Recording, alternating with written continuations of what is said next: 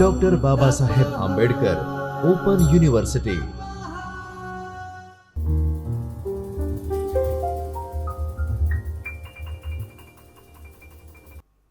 નમસ્કાર વિદ્યાર્થી મિત્રો, ડૉક્ટર બાબા સાહેબ આંબેડકર ઓપન યુનિવર્સિટીના department of library and information સાયન્સના હું ડૉક્ટર પંડ્યા ગીતા આપનું હાર્દિક સ્વાગત કરું છું। આજે આપણે master of library and information સાયન્સના ઇલેક્ટિવ પેપર 101ના ગ્રંથાલય સામગ્રીની જાળવણી અને સંરક્ષણના પાર્ટ 2માં એકમ 7 જૈવિક પરિબળો વિશે અભ્યાસ કરીશું। ગ્રંથાલયની અંદર આપણે પુસ્તકનો સંગ્રહ કરી છીએ, તેની સાચવણી કરી છીએ અને એની જાળવણી કરી છીએ। એને નુકસાન કરતા જુદા જુદા પરિબળો છે, એમાંનું એક આ જૈવિક પરિબળ છે।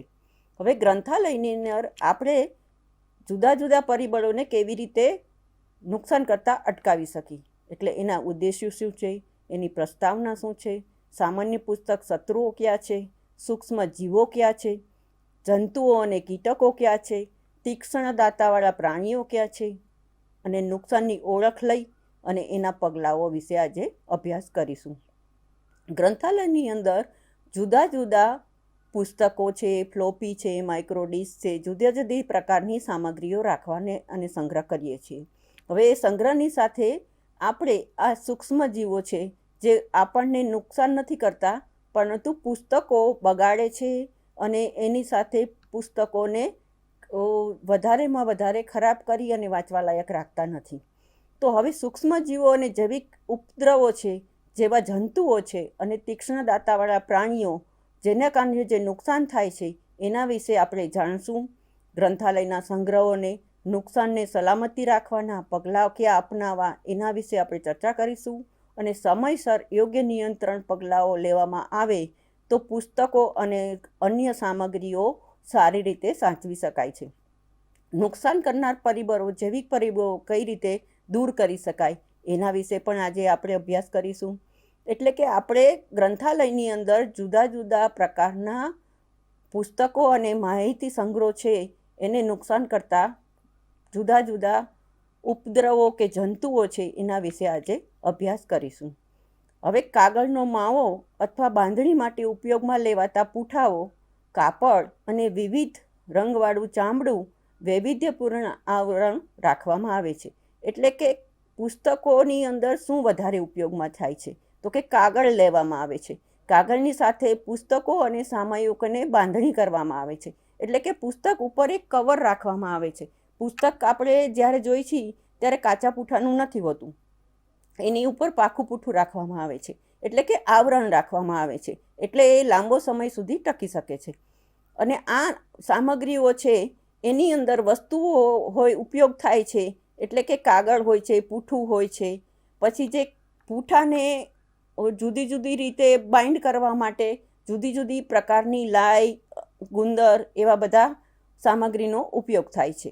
હવે એની અંદર આ સૂક્ષ્મ જીવો રહેતા હોય છે, સજીવો, કીટકો અને બીજા નુકસાન કરનારો તીક્ષ્ણ દાંતાવાળા એટલે કે ઉંદર જેવા આ પ્રાણીઓ હુમલો કરનારા હોય છે અને ઉપદ્રવો દ્વારા નુકસાન કરે છે, અને કુદરતી રીતે આ ઘટના જૈવિક રીતે જાણીતી છે।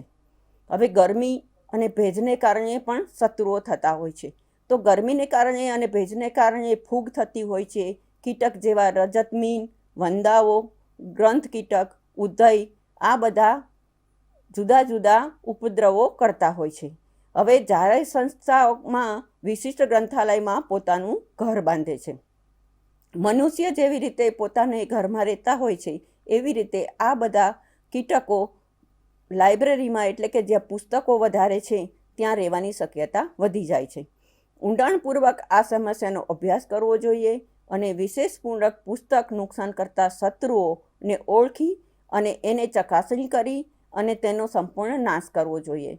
એને માટે જે પગલાં ભરવા જોઈએ, આમ ગ્રંથાલય સંગ્રહને અસર કરતા બગાડ કરનારા અંગે વિશે આપણે અહીંયા જોઈશું। હવે સામાન્ય પુસ્તકના શત્રુઓ ક્યાં છે, તો કે જૈવિક બગાડ કરનારા પ્રતિનિધિઓમાં સૂક્ષ્મજીવો અને જંતુઓનો સમાવેશ થાય છે। સક્રિય રીતે જીવો આ વાતાવરણમાં ઘર કરતા હોય છે, તેઓ કાગળ, પૂંઠા, બાંધણીનું કાપડ અને ચામડાઓમાં પોતાની જાતનો ખોરાક મેળવે છે અને પછી જીવતા રહેતા હોય છે.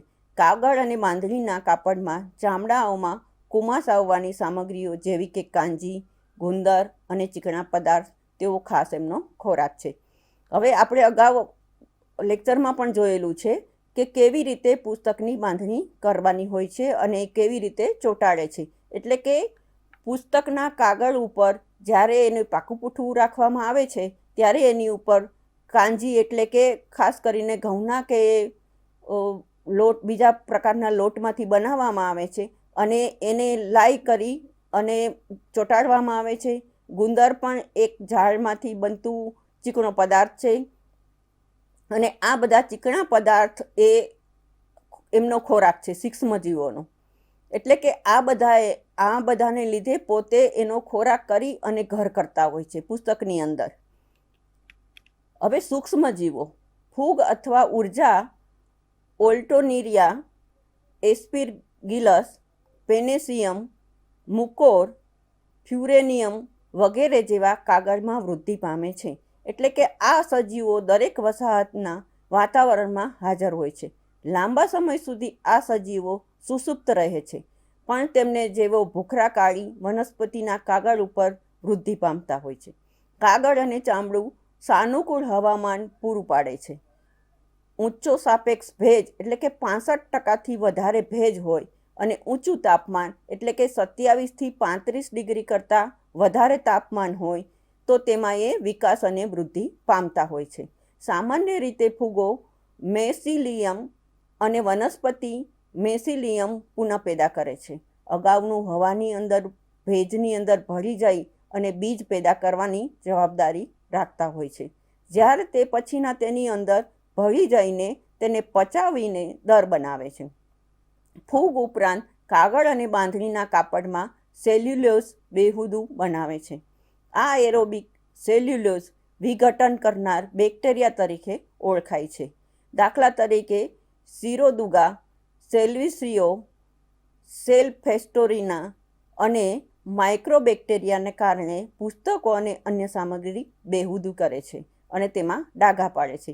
આપણે અગાઉના વિડીયોમાં જોયું છે કે પુસ્તકને નુકસાન કરવામાં ફૂગ અને જુદી જુદી રીતે આ માઇક્રોફિલ્મ છે, ફિશ, એ બધાને જુદી જુદી રીતે આ બધા કેવી રીતે બગાડે છે. મોટે ભાગે ભેજને લીધે ફૂગ ઉત્પન્ન થતી હોય છે અને ગરમીને કારણે પણ બેક્ટેરિયા ઉત્પન્ન થતા હોય છે. તેને લીધે એ એના ઘરમાં રહે એટલે લાંબો સમય સુધી તેની અંદર રહે એટલે કે બેક્ટેરિયા કોઈ પણ પ્રકારની માઇક્રોફિલ્મ અને ફિશ ઉપર જો લાંબો સમય સુધી રહે તો એની સરફેસને બગાડી નાખે છે. એટલે કે એને ફરી યુઝ કરવામાં તકલીફ પડે છે. અને એની સાથે સાથે કાગળ ઉપર પણ ફૂગ લાગે છે તો કાગળની અંદર ઇંકના જે લખાણ હોય છે એને નુકસાન કરે છે. એટલે પણ કાગળની અંદર પુસ્તક વાંચવા લાયક રહેતું નથી. એટલે સૂક્ષ્મજીવો આ રીતે પોતાનું ઘર બનાવતા હોય છે. હવે જંતુઓ અને કીટકો. સામાન્ય જંતુઓ કે જે કાગળ અને પુસ્તકના અન્ય અંગોને નુકસાન કરનારા જંતુઓ છે જેમાં રજતમીન, ગ્રંથજૂ, વંદાઓ, ઉધઈ, ગ્રંથ કીટક આ બધાનો સમાવેશ થાય છે. તેઓને દેખીતી રીતે તેમની ખાસિયતોથી પણ ઓળખી શકાય છે. હવે રજતમીન એ પાંખ વિનાના અથવા આછા ભૂખરા ભીંડા આકારનું જંતુ છે જેની લંબાઈ આશરે 8થી 10 મિલીમીટર હોય છે. તેઓ આગળના ભાગે 2 એન્ટેના જેવા વાળ હોય છે અને માછલી જેવો એનો માથાનો ભાગ હોય છે. પૂંછડીથી સુધી શંકુ આકારના દેખાય છે. આ જંતુઓ મોંનો ભાગ એક કરડવામાં વાપરે છે અને આ જંતુ ભીની દિવાલો, ખંડ અને વસવાટના ગંદા ખૂણામાં બને છે. એક જ વખત માદા રજતમીન 10થી 50 ઈંડા મૂકે છે અને 6થી 10 દિવસમાં તે પેદા થાય છે. રજતમીન એ વયસ્ક જેવા લાગે છે, 18થી 25 સેન્ટીમીટર અને તેના સાપેક્ષ ભેજના વિકાસમાં આદર્શ જણાય છે. આ જંતુઓ ગુંદર, જિલેટીન, કાંજી અને અન્ય સામગ્રીઓની લુગદી અને અન્ય વનસ્પતિના મૂળમાંથી ખોરાક મેળવે છે. અહીંયા આપણે સ્લાઇડમાં આકૃતિ આપી છે. આકૃતિમાં આપણે જોઈ શકીએ છીએ કે સિલ્વર ફિશ એ નામ પ્રમાણે જ એ ચળકતી છે અને એ સિલ્વર ફિશ આપણે હાથથી અડી તો કદાચ જરાક પણ દબાવી તો એ તૂટીને મરી જાય છે. એટલે કે એટલું નાજુક વસ્તુ છે અને એટલે એનો જન્મ એટલો ઝડપથી થાય છે અને એનું મૃત્યુ પણ એટલું ઝડપથી થઈ શકે છે. પરંતુ એ આપણે પુસ્તકની અંદર ડાઘ પાડી શકે છે, પુસ્તકની લખાણની અંદર જે ઇંક છે એને નુકસાન કરી શકે છે. એટલે રજતમીંડ ના થાય તો એના માટે આપણે આગળ જોઈશું કે શું કરવામાં આવે છે. હવે જંતુઓ અને કીટકો. હવે વંદા. હવે આ ભૂખરા કથ્થાઈ કલરના કાળસ પડતા ચળકાટના સપાટ શરીરવાળા અને દુર્ગંધ મારતું વંદા છે. સામાન્ય રીતે વંદા બધી જ લોકોના ઘરમાં કે રસોડામાં થતા હોય છે, બાથરૂમમાં પણ થતા હોય છે. હવે આ વંદા જનરલી જોઈને જ ચીતરી ચડતી હોય છે અને વંદા મોટે ભાગે પુસ્તકોની ઉપર એના ઈંડા મૂકી અને ડાઘ પાડવાનું કામ કરતા હોય છે અને એને લીધે પુસ્તક ઉપર લખાણને અસર થાય છે. હવે આ એનો આહાર પડતી મૂછો જે છે એની મદદથી એ વસ્તુને પકડે છે અને આ જંતુઓ રાત્રિ સમયે દેખાતા હોય છે અને ખૂણાઓમાં જ્યાં કચરો અને ગંદકી હોય તો કે દિવાલની તિરાડ હોય, ગટર હોય, કબાટની અંદર ને બહાર લાકડાના કબાટમાં સંતાયેલા હોય છે. હવે દિવાલોની તિરાડ અને ગટર કબાટની અંદર બહાર લાકડાના કબાટમાં સંતાય અને તે પોતાનું ઘર બનાવે છે અને સર્વભક્ષી હોય તે ખોરાક માટે કાગળ, બાંધણીનું કાપડ અને ચામડા અને વિશેષ કરીને બાંધણીની લાહી ઉપર તે રહેતા હોય છે. મોટે ભાગે એપ્રિલથી મેમાં અને ઓક્ટોબરના સમયમાં માદા વંદા 6 થી 10 ઈંડા મૂકે છે અને આ નવજાત જંતુઓ ઈંડામાં સેવાય છે અને જન્મે છે, જેને રાણી કહેવાય છે. એટલે કે વંદા એ દેખીતી જ રીતે આપણને જોઈને ગમતા નથી, પણ એ સાથે સાથે પુસ્તકોને નુકસાન પણ કરે છે અને મોટે ભાગે કિચનમાં અને ઘરોમાં અને બાથરૂમમાં પણ રહેતા હોય છે. એટલે કે માત્ર પુસ્તકાલયમાં જ હોય છે એવું નથી, એ મોટે ભાગે વસવાટોમાં પણ રહેતા હોય છે. હવે ગ્રંથજુ. ગ્રંથજુ આ જંતુ રંગમાં ભૂખરા કરેલી, સફેદ અને ભૂરા કલરની હોય છે. તેની માથાની પૂંછડી સુધી 1 મિલીમીટરથી 2.5 મિલીમીટરની લંબાઈ ધરાવે છે. લગભગ પારદર્શક તેનો માથામાંથી મૂછો જેવો પાતળો ભાગ નીકળતો હોય છે અને તે ફૂગવાળી અને ફૂગથી અસર પામેલા પદાર્થ ઉપર રહેતી હોય છે. ભેજ અને ગરમીને તેના વિકાસને વૃદ્ધિ માટે સાનુકૂળ પરિસ્થિતિ છે. એટલે કે ગ્રંથજુ મોટે ભાગે ભેજ અને ગરમી આ બંને પ્રકારની વસ્તુમાં થતી હોય છે. સામાન્ય રીતે નાના બાળકોમાં પણ માથામાં જે જૂં થતી હોય છે એ પ્રકારની પણ થોડાક જુદી એવી જાત છે જૂં, અને જૂંને મારવા માટે તમે જુદા જુદા પદાર્થો કે લિક્વિડ વાપરી અને અથવા તો સફાઈ કરી અને એને દૂર કરી શકાય છે. હવે જંતુ અને કીટકમાં ઉધઈ. આ લાકડું અથવા સેલ્યુલોઝ પોષણ મેળવી સૌથી વધુ નુકસાન કરતું જતું હોય છે. તે માટે સામાજિક જંતુ છે. તે સમુદાયમાં વસે છે, જેમાં પુરુષો જંતુઓ પેદા કરનારી રાણી એટલે કે માદા જંતુ સામેલ હોય છે. બંને બિન ઉત્પાદકતા કાર્ય કરતા હોય છે. આ સુવર્ણ શરીરવાળા સફેદ અથવા ભૂખરા રંગમાં પાંખ વિનાના અને તેઓને સમય શક્તિ માળો બાંધવાને અને સમુદાયનું પોષણ કરવામાં જતો હોય છે. સામાન્ય રીતે કહીએ તો આ જંતુઓ એ જૂથમાં હોય છે. ભૂગર્ભમાં રહેતી ઉધઈ, જેનો ઉછેર જમીનની સાથે રહેતો હોય તો પણ એને જમીનની જંતુ કહેવામાં આવે છે. અને બિન ભૂગર્ભમાં ઉધઈઓ કે જમીનની સાથે કોઈ સંપર્ક નથી તેઓનું અસ્તિત્વ લાકડામાં રહેતું હોય છે. આ સૂકા લાકડાના છિદ્રો પાડી અને તેમાં રહેતા હોય છે. એટલે કે ઉધઈ કાગળ પૂંઠાની લાકડાનું ફર્નિચર, કાપડ અને ચામડાને નુકસાન કરે છે. પુસ્તકનું કીડો કે ભમરી.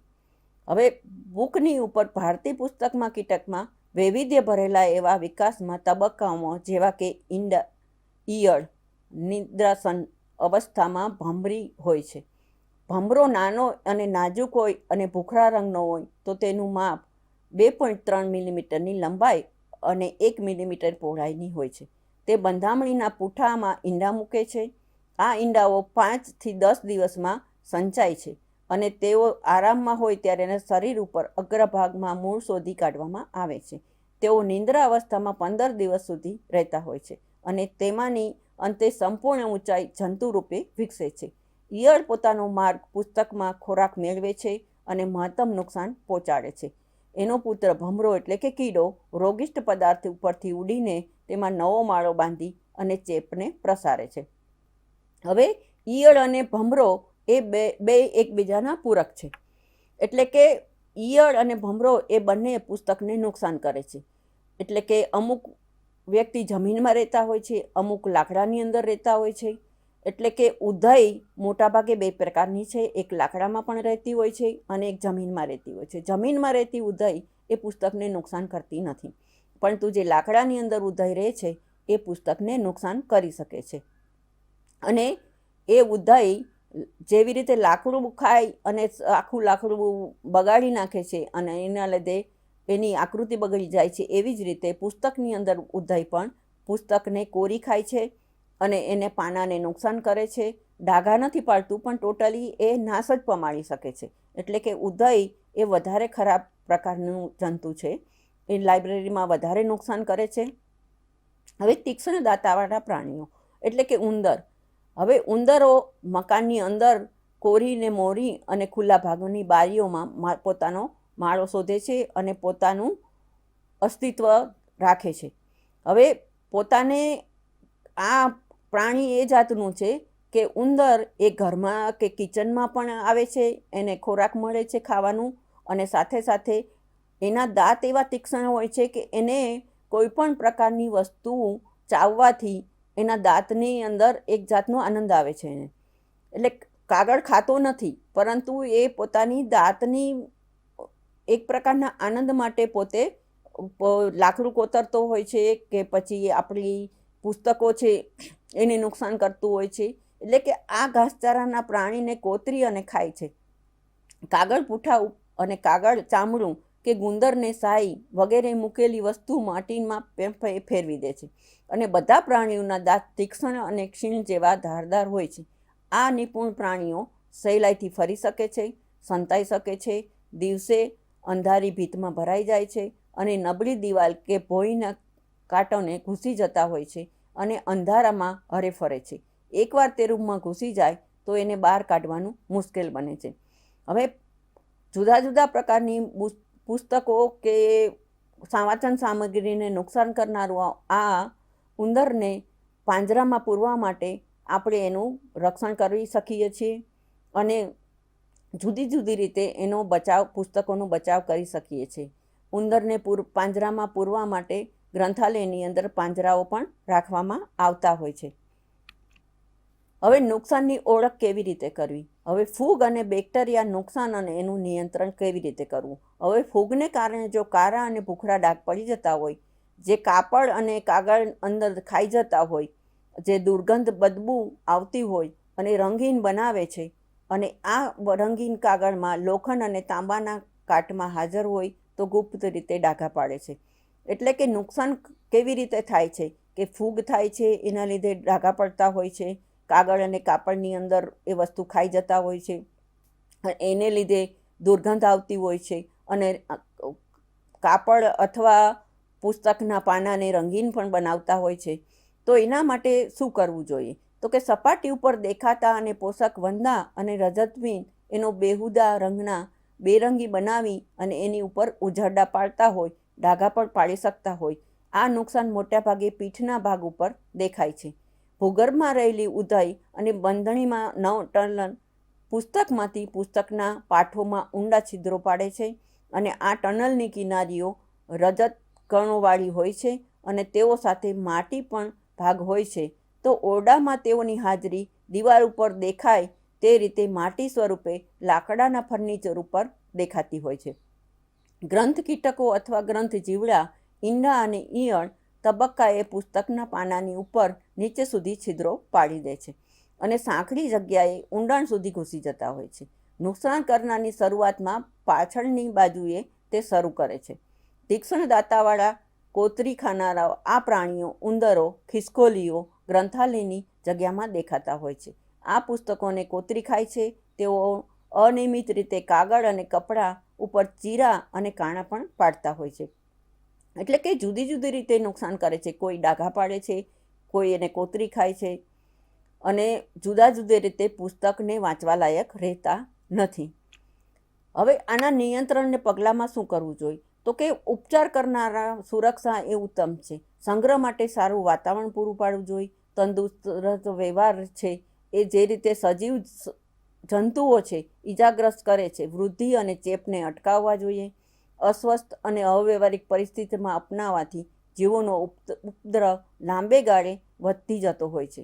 આ સજીવોને વૃદ્ધિ અવ્યવસ્થિત પરિસ્થિતિમાં ઘર કરી જતી હોવાથી આ બાબતની સંગ્રહની જરૂરિયાતનું મહત્ત્વ અવલોકન એ પદ સામાન્ય રીતે અપાય છે. હવે પુસ્તકાલયની અંદર જુદા જુદા ઉપદ્રવો થાય છે તો એના માટે પગલાઓ આપણે શું લેવા જોઈએ?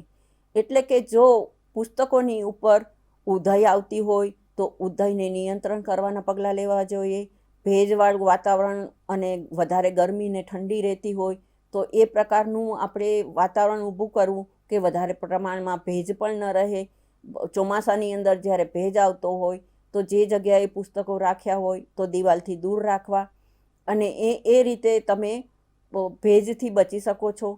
પુસ્તક ઉપર ડાઘા પડ્યા હોય તો આછા કાપડથી એને લૂછી અને સાફ કરવા જોઈએ અને જો શક્ય હોય તો એના માટે સ્પેશિયલ અધિકારીની આપણે સલાહ લઈ અને એની સાથે જુદા જુદા પ્રકારની સાધનો વાપરી અને પુસ્તકના પાના ઉપર જે બગાડ થયેલો છે એને અટકાવવા માટે અમુક પ્રકારના લિક્વિડનો ઉપયોગ પણ કરી શકીએ છીએ. પરંતુ એ લિક્વિડનો ઉપયોગ દરેક ગ્રંથપાલને નથી આવડતો એટલે એના માટે તજજ્ઞની સલાહ લેવી પડે છે અને જુદી જુદી રીતે આપણે એનો ઉપચાર કરવો જોઈએ. એટલે કે પુસ્તકાલયની અંદર સંરક્ષણ કરવા માટે જુદી જુદી સામગ્રી પણ રાખવી પડે છે. એટલે કે પુસ્તકાલયની અંદર માત્ર એને પુસ્તકોને ઇસ્યુ કરવું ને રિટર્ન કરવું એ નથી, પરંતુ નિયંત્રણના પગલાં લેવા માટે આપણે જુદી જુદી સામગ્રી, કારણ કે પુસ્તક તૂટી જતું હોય તો એને સાંધવાની સામગ્રી રાખવી જોઈએ. પુસ્તક આવી રીતે જુદા જુદા કીટકો દ્વારા નુકસાન થતું હોય તો નુકસાન કરનારની સાધન સામગ્રી પણ આપણે રાખવી પડે અને એની સાથે સાથે એનું નોલેજ પણ રાખવું જોઈએ કે ગ્રંથાલયની અંદર જે સામગ્રી બગડી રહી છે એનું રક્ષણ કેવી રીતે કરવું અને લાંબો સમય સુધી કેવી રીતે ટકાવવી. હવે પુસ્તકાલયની અંદર આપણને ખબર છે કે ઉંદર આવે છે, જુદા જુદા જુદા જુદા તીક્ષ્ણ દાંતવાળા પ્રાણી આવે છે, એટલે કે ખિસકોલીઓ આવે છે. તો આપણે એના માટે પુસ્તકાલયની રચના એવી કરવી જોઈએ કે પુસ્તકાલયની અંદર ઉંદર ના આવી શકે, ખિસકોલી કે એવા પ્રાણી ના આવી શકે. એના માટે કાણાવાળી કે જાળીવાળા દરવાજાની બારી બારણા રાખવા જોઈએ અને બંધ થઈ શકે, પેક થઈ શકે કે રાત્રિ દરમિયાન પણ ઉંદર આવી ન શકે તો પેક થાય એવા બારી બારણાને દરવાજા રાખવા જોઈએ. તેની સાથે સાથે ભેજ અને ગરમી, ભેજ માટે તો તમે જુદી જુદી ટેકનિક અપનાવી શકો છો. ચોમાસાની અંદર મોટાભાગે ભેજ લાગતો હોય છે તો તમારી ગ્રંથાલયની રચના એવી હોય તો એ પ્રમાણે પુસ્તકો ગોઠવવા જોઈએ. અને આ સાથે સાથે ગરમીનું વાતાવરણ હોય તો ગરમીના વાતાવરણની અંદર જો શક્ય હોય અને તમારી પાસે ગ્રાન્ટ હોય તો એર કન્ડિશન રાખવા જોઈએ, અથવા તો તમારી પાસે વધારે પડતો તડકો આવે છે કે વધારે પડતી ગરમી આવે છે તો ઓછા ખર્ચામાં પડદા પણ રાખી શકાય. અને આ રીતે તમે જુદી જુદી રીતે જુદા જુદા પ્રકારના પગલાં અથવા એડવાન્સમાં તમે કે ગ્રંથાલયની અંદર બગાડ ન થાય એ પહેલાં પણ તમે એની પગલાં લઈ શકો છો. બગાડ થઈ ગયા પછી તમે કેવી રીતે એનો ઉકેલ કરવો એ કરી શકો છો, પણ એના કરતાં બગાડ થાય જ નહીં, પુસ્તકો બગડે જ નહીં. ડામરની ગોળી રાખવી જેના લીધે અમુક પ્રકારના જીવાણુને જંતુઓ નથી આવતા. જૂના જમાનામાં કડવા લીમડાના પાંદડા પણ રાખવામાં આવતા હતા અને સિલિકા જેલ જે ભેજને નુકસાન કરતાં અટકાવે છે એ પણ કરવું જોઈએ. એટલે કે નિયંત્રણના પગલાં લેવા માટે જુદી જુદી તમારે ટેકનિકનો અપનાવવી જોઈએ. અને આ રીતે કોઈ પણ ગ્રંથાલયની અંદર એક પણ જીવજંતુ ના આવે એવું તો બનતું જ નથી હોતું, પણ એના માટે આપણે જુદી જુદી ટેકનિકો અપનાવી અને નિયંત્રણના પગલાં માટે આપણે, ધારો કે કોઈ પણ જંતુઓ આવે છે તો એને અટકાવવા માટે જુદી જુદી રીતે અટકાવ કરો તો લાંબે ગાળે ધારો કે કોઈ પણ ઉંદરને આવે છે તો તો એને રોકવા માટેના જુદા જુદા તમે પગલાં લ્યો છો તો ઉંદર આવતા અટકી જશે. પાંજરામાં પૂરી અને તમે દૂર સુધી ફેંકી આવશો તો ફરી વખત પણ આવવાના છે, પરંતુ એનો માળો કરીને ઘર કરી અને બચ્ચા પેદા ના કરે એ વધારે મહત્ત્વનું છે. જો એક વખત એ પોતાનું પ્રોડક્શન ચાલુ કરી દેશે તો એ પછી તમે એને કાઢી નહીં શકો. અને એના ઉકેલ માટે એવું પણ કહેવાય છે કે ઉંદર જો વધારે હોય તો તમારે લાઇબ્રેરીની અંદર બિલાડીને કોક વખત બોલાવવી જોઈએ. એટલે કે ઉંદરને બિલાડીથી ડર લાગે છે એટલે એ આવતા બંધ થઈ જશે. એટલે જુદી જુદી રીતે તમારે આ બધા પગલાઓ લેવા જોઈએ. હવે જુદા જુદા પગલાંની અંદર ધ્યાન રાખવાની વસ્તુ આપણે હવે પછીના પ્રકરણમાં પણ જોઈશું. એટલે કે જુદી જુદી ટેકનિક એ કેવી ટેકનિક અપનાવી છે એ આપણે જોઈશું આગળના પ્રકરણમાં.